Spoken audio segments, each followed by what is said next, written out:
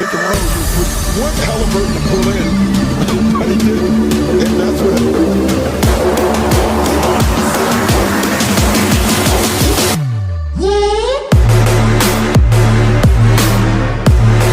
Situation. I don't know if I've ever seen anyone.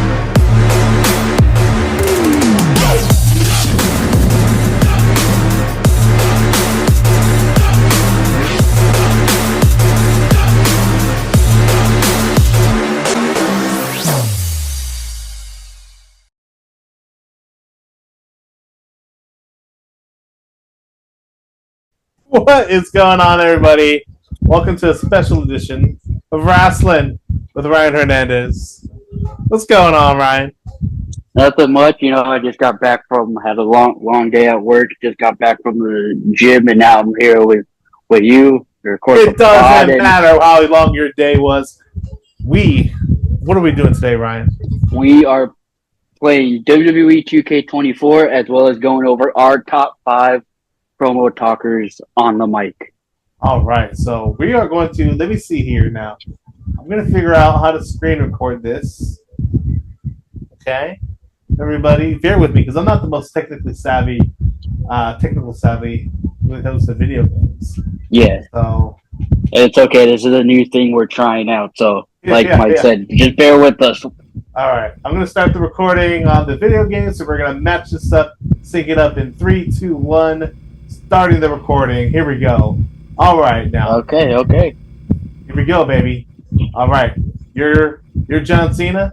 Of course I am. Who else would I be, Mike? Come on, man. All right. I'm the GOAT, the greatest of all time. Going through my shuffle of guys here. Here we go. Who do you think I'm going to be? Yep. Elton Prince. Elton Prince, that's it.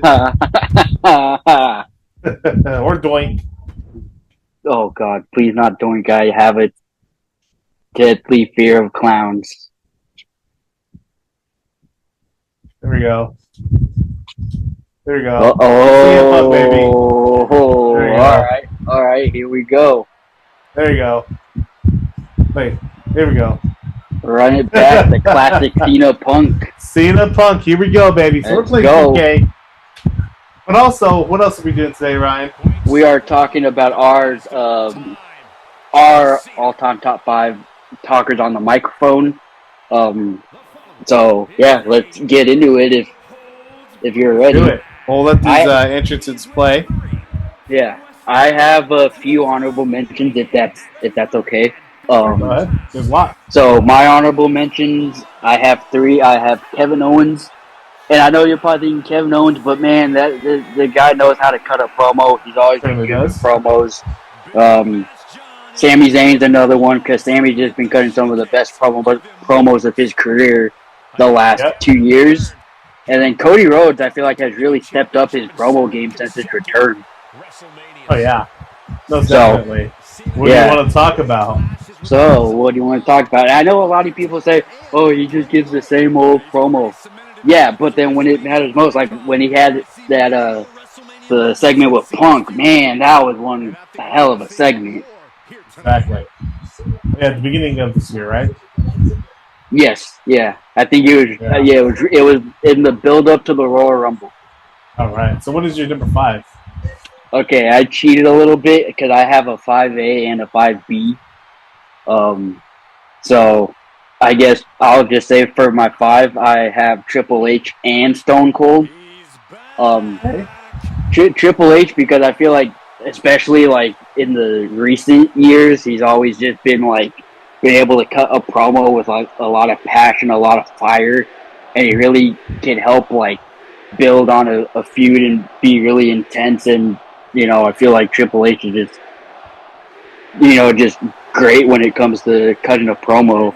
And then Stone Cold, I mean, come on, you can't have a top 5 or top 10 promo talkers of all time without having Stone Cold on your list.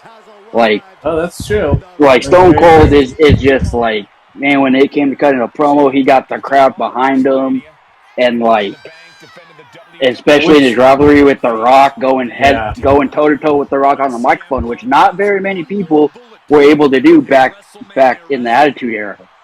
Not many people could hold their own against The Rock on a microphone, but Stone Cold did. Exactly. So which ones did you have in mind? Which promos? Yeah. We're talking about promos, right? Yeah, well, I know a Triple H promo I really like was in his build-up with his last match with Batista. You know, I really feel like he created a lot of fire and intensity, especially because Batista was like criticizing like how he's running the business and you know, kind of being like a corporate sellout and stuff like that. And then you just hear Triple H just, you know, with just great fire and passion, like defend himself and really hype up and build the feud. Right. And then for Stone Cold, it has to be the Austin 316 promo. That's one of the greatest promos of all time. Probably the most memorable promo of all time. And that's what made Stone Cold Steve Austin into the person we all know him to be today. We know the Austin 316. Yeah, that's very true. So yeah, so maybe this is a little bit of miscommunication on my part while you're kicking my butt here. Here we go. Okay. All right. What is your number 5, Mike? My number 5. So I thought we were talking about individual promos, in a sense. So sorry to the audience for the miscommunication. You know, communication is definitely key when it comes to relationships, and then it definitely comes into key when it comes to podcasts too. Yeah. But we're good though. Aimlessly into the ropes. My top 5 was Shawn Michaels in 2005 in Montreal when he was feuding with Hulk Hogan at the time. Shawn had just come back. Not come back. Shawn had turned heel against Hulk Hogan on the build-up to SummerSlam. You are kicking my butt. Okay, all right. So Shawn Michaels promo in 2005. Yeah. So Shawn, in the lead-up to SummerSlam, had just turned heel against Hogan, and they had gone to Montreal, and the fans did not like Shawn Michaels in Montreal. And Shawn was typically always a babyface during this era, but he did turn heel just once in the build-up to Hogan. And the fans were chanting for Hogan. They loved Hulk Hogan in Montreal, going back to The Rock in WrestleMania 18. But the fans were just electric for Hogan. Shawn didn't really want to be the heel, but he goes, you know, if I'm going to be heel, it's going to be, you know, the old Shawn Michaels type of heel. So he really healed it up against these guys. Reverse. So Shawn, in that promo, if you never watched it, it's on Raw in 2005. He's just really antagonizing the crowd. He's going at it with the crowd. Typical Shawn Michaels heel shtick. But then he starts talking about Bret Hart. And the fans in Montreal, just like in Raw, the fans in Montreal, they go absolutely bananas when he starts talking about Bret Hart. And you screwed Bret. You screwed Bret. Bret screwed Bret. But and Shawn Michaels is just eating it up. Go out of the ring here. Get my butt kicked. Shawn Michaels is just eating it up, and he goes, "If Bret Hart had any guts, walked down that aisle, stepped in this ring, I'd tell him face to face, Hitman, I screwed you once, and I'd screw you again." What do you count that?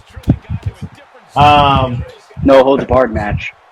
There you go. Let me look for some weapons. But basically, he antagonized the crowd so much, they ended up playing Bret's music, and the crowd just went ape.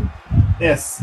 I remember. Okay. I remember seeing this promo. Yes. Yes.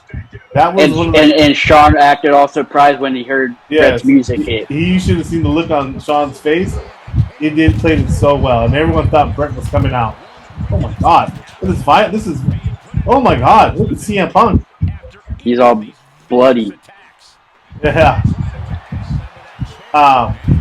Yeah, that was a perfect Shawn heel promo. One of the best they've ever done. And everyone really believed that Bret was coming out. just the way they pulled it off was so good, and just the audience, Sean healing on them, it was perfect. Yeah. Okay. Yeah. So then going into my number 4, I have Edge, and I feel like Edge, especially after his return in the 2020 Royal Rumble, Edge just never failed to cut a bad promo in, after his return run. And I know a promo of his I really liked was, the whole start of like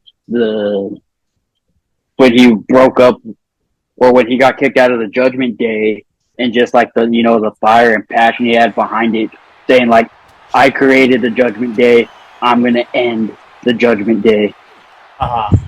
So I like that promo a lot, and then just the promos that he had leading up to his I Quit match with Finn Balor. Yeah.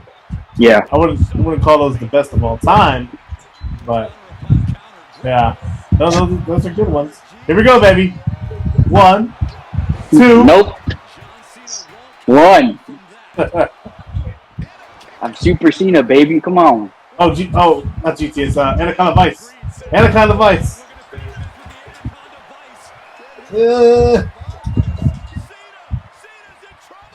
Get out. All right, so my number 4. My number 4 is The Rock in Toronto. So this is the day, the Monday Night Raw after No Way Out 2003. This is the genesis of Hollywood Rock. So, the genesis of Hollywood Rock started before No Way Out 2003. It was basically the lead up was going into No Way Out was Vince challenged Hogan to a match, but then he goes, you know what? It's not going to be me. It's going to be The Rock. So they had this whole match in Montreal at No Way Out. Vince screwed. Oh, that was a nice reverse. Vince screwed Hogan in that match to build up for their WrestleMania match. So Rock comes out on Monday Night Raw the next night, and they're in Toronto, and he goes, I didn't forget what happened last year at WrestleMania when you guys started booing me. You guys turned your back on me and started cheering for Hogan. Ooh, that was nice. Oh no, that was not nice. So Rock, he just started healing it up on crowd. It was so funny. I was just rewatching it. He goes, "What? We're from Toronto." Toronto, yay! Yeah. He said Toronto. That's where we live. Yeah, I've seen that promo. Yeah. That's classic Hollywood Rock right there. Exactly. So that was a good one. The genesis of heel rock, Hollywood Rock. One of my favorites. For sure, yeah. 3. All right, going into my number 3 for who I think is the third best talker on the mic all time, none other than the self-proclaimed best in the world, CM Punk. Okay.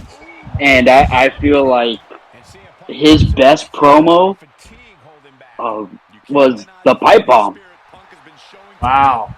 And I because that really like bended the mesh of reality and fiction, and I feel like that's what kind of made Punk like famous. That's what really got his he was already like very popular, being booked very well, but I feel like the pipe bomb is like what really created his superstardom. Yeah. And I remember even to this day, people are like, "Yep, everything Punk done as his pipe bomb still stands." Look, actually the line is like, "This company will be better after Vince McMahon's dead." Well, Vince isn't dead, but he's not in the company anymore. And look how much better the WWE has been without Vince. Exactly. Yeah. I mean, there's definitely some truth in that promo. God dang it. Another attitude adjustment. Yes, sir. All right, what's your number 3? I have to keep recording these because they're not lasting very long. So I have to go back into the menu. How long does it last? I'm not sure. Anyways, so my number 3 is the build up to No Way Out 2004. It was Eddie Guerrero versus Brock Lesnar. And if you are feeling depressed and you're like, oh my god, what is going on here? A flaming table? Yes, sir. A flaming table. No way. No way. Come on, sir. No, no, no, no, no, no, no, no, no, no. Boom! Through the table. By God, he might be broken in half. Anyways. So, if you're feeling depressed about your life and you want some inspiration about life, go listen to this promo of Eddie Guerrero on Brock Lesnar. Because it was the go home to SmackDown. Sorry, the go home to No Way Out 2004 on SmackDown. And Brock is just kind of laying into Eddie how he's, an addict and he's not, deserving of being champion. He's going to demolish him. And Eddie just very subtly just starts laying into his past, talking about he was high in a locker room in Minnesota, and they had to drag him out to rehab. And that was the starting point of his comeback into WWE a year later. And how proud he is that he's come back to this point. How proud he is to go into to talk about his family. How proud he is. Oh my God, another action. How proud he is to share his, basically his the recovery process with the boys in the back, and he still mentions he's an addict, but this time he's not an addict for drugs. He's an addict for wrestling. He's an addict for beating up guys like Brock Lesnar for the crowd. He's an addict. It's something I can't put it into my own words. You just have to go watch the promo. It's such a beautiful promo and so awe-inspiring. And it's Eddie Guerrero's probably his best promo of his entire career.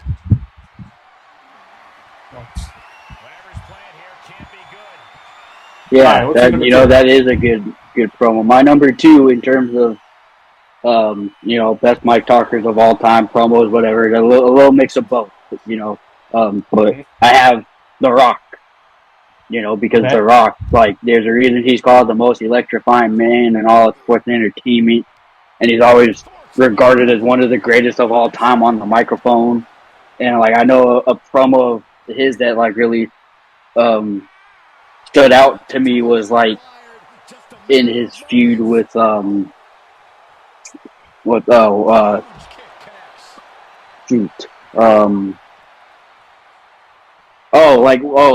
Stone Cold and all the promos they had, they're back and forth, especially the promo where he's like you have the crowd keep saying what Is this the one where they're singing? Oh yeah, it's the one where they're singing. But so I'm not saying that's The Rock's best promo. That's just one that stands out to me. But and another promo of his that I like is in his was actually his at the WrestleMania press conference, the WrestleMania 40 press conference, where he turned heel and became the final boss. Because I like the emotion that was behind it. You're talking about his family. You're talking about my family. My ancestors. Yeah. So I just liked it because it's that we finally got to see a heel Rock for the first time in almost 20 years? Exactly. Yeah. All right. Who is your number 2? My number 2 is, speaking of Stone Cold, on the top of him, probably the greatest promo that set his career off was at the King of the Ring in 1996. He had just won the King of the Ring tournament, beating Jake the Snake Roberts, and he went up to the stage. Michael Hayes is on the stick on the microphone, asking him, interviewing him after the win, and he just lays into this Austin 316 promo. Something we have never heard in wrestling before. Referencing the Bible. Well, Jake the Snake referenced the Bible. That was Austin kind of mocking Jake the Snake, saying, "You talk about your John 3:16, Austin 3:16. 3:16 just whip your ass." Yeah, and again, that's the promo I had mentioned when I had said "Hold." Yeah, that is like I said, that's one of the most memorable, if not the most memorable promo in the history of the WWE. Exactly. We're just kind of aimlessly wrestling around here. I'm about to beat you. I'm about to beat you. Yeah, okay, No more whatever. games here. All right, so going into my number one, you already know who my number one is. This isn't going to be a shock to you. I don't think it's going to be a shock to our viewers either. My R-Truth, number baby. one, my number one, the greatest of all time when it comes to a microphone. Dom The Mysterio. GOAT, my GOAT, John Cena. Oh my gosh. And What a shocker. I know a lot What a of people shocker. be like, he's not better than The Rock. He's not better than Stone Cold. No, he's way better than The Rock. I just look back at their feud. I look back at their feud. That man left The Rock speechless. That man made The Rock legitimately pissed when he nagged him for having notes on his wrist. That was a good one. And That was a good one. And I'm not saying, and that was one of John's better, one of his better promos. And but my personal favorite promo of his was when he was in the and there we go, the GOAT wins. Wow. Not a surprise there. No, not a shocker. But no, another promo I really liked of Cena's was his just his absolute burial of Roman Reigns back in the build up to their match at No Mercy 2017, where Roman forgets his lines and Cena calls him out for it. He's like, it's called a promo, but he's like, if you're going to be the big dog, you're going to have to learn how to do it. Yeah. And then he's like, oh, it took you 5 years to cut a halfway decent promo, and now I'm about to shoot you down the side. That promo just not only proved how great John is on the mic, but it also proved it's if you give him something to cut a promo on, he's gonna make you regret it. He's gonna make you eat your words, and that promo was just classic Cena. Definitely was. I mean, Cena's arguably considered one of the greatest of all time, not only in the ring as a performer, but on the microphone as well. I mean, the guy was a flawless rapper, so you could argue. I mean, he is probably the greatest of all time on the stick. So, but my number one goes to your number three, which was live out here. It is the pipe bomb by CM Punk. I mean, I think when you look back in the history of wrestling, the annex of memorable promos, you got the pipe bomb is always going to be there. And it didn't really late change to wrestling right then and there, but you look back on it and it really set the foundation for what wrestling was going to be in the future. At that point, wrestling was just it was so scripted. It was so mundane. I used to call it mundane Night Raw because it's so predictable. The show had no, value to it. It had no real storylines, no real feuds. So they butchered the Nexus angle the year before. So going into that summer, you didn't really expect anything happening until CM Punk laid on that stage in Las Vegas and cut one of the best promos of all time to your GOAT, John Cena, who was laying there as miserable as he could. And the great thing about that promo is he didn't even act John. He's just like, you know what, I actually respect you, John. He didn't give Cena any crap. He actually complimented him, gave him his flowers and stuff like that. But another thing I remember is his mic got cut too towards the end of the pipe bomb. Yeah. And the story, it was all by design. I just know the story goes that they basically told Punk, here's a microphone, go out there, say whatever you want. Yeah, basically, that's pretty much how it was because he knew he had however minutes he was going to go. So, and they trusted Phil not to say anything too crazy, but still one of the all-time best promo guys of all time and one of the best promos of all time. Yeah, for sure. I think the solid list, good list. Yeah. You beat me, but you know what? You cheated. I saw it. Everyone saw it here on YouTube. Speaking of which, the iconic part is you saying cheated. The iconic part, I don't know if you can catch this, but It's the Eddie Guerrero theme song, Lie, Cheat, and Steal. Oh, I don't have that on mine. I have it on my end. I have it on my end. That is ironic. Yeah. So, yeah. All right. Yeah. Well, here we go. That is it for today. Thank you guys for watching us suck at playing 2K24. You know, Watching Mike suck at 2K24. Oh well, you know, I don't know. We'll let the fans decide who sucked, me or Ryan. And You suck. we all know it's gonna be on YouTube. We'll all see who cheated to win. Yeah. There were no rules. I don't know. There were no rules. All right, guys. Anyways, Until next time. Yeah. Thank you guys for watching. This was a special episode. Yep. Thank you guys for tuning in. We really appreciate y'all listening. Make sure you tell your friends, tell your grandmas, tell your mamas, tell your friends' mamas, tell your friends' grandmas. Yeah, thank you guys, and we'll catch you next time on Rasslin with your boy Ryan Hernandez. So, thank you. Alrighty, catch you guys later.